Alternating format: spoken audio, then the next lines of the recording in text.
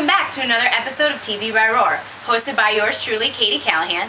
The following features the Ride Like a Pro crew showing off their skills during Biketoberfest 2009. Check it out.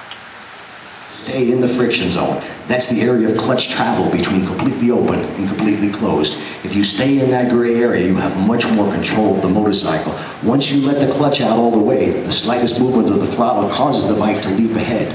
The second technique is the proper use of the rear controlling brake. And I say controlling because when you put a little pressure on the rear brake, put some power to the rear wheel, it makes the bike want to stand up rather than tip over. And here's the third but most important technique, because you're going to use this at every speed, the proper use of your head and eyes. Wherever you turn your head and eyes, that's where the bike will go, because your hands naturally follow your eyes. And the easiest way to figure this out and put these techniques together is to start with what's commonly called the slow race. Now, for our purposes, slow means about a quick walking pace. What you want to do is focus on something 100 yards or so in front of the motorcycle. In this case, I'll focus on my wife's face as I ride towards her.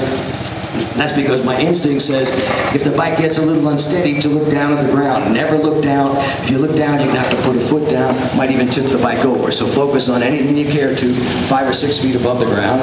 And you know you're in that sweet spot of the friction zone if you could rev the motor without the bike picking up speed. And once again, it should be about 4.5 miles an hour. Speedometer's not even going to register, no sense looking at it, but you could have that person walk alongside the bike to give you a pretty good idea. You get them up to a quick walking pace, that's where you should be.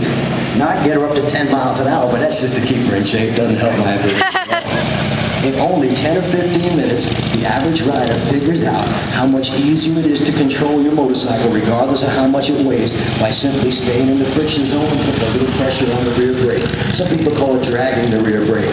And when you get that down, you got to get over your fear of leaning the bike at low speeds, because even at low speeds, the bike turns much better when it leans.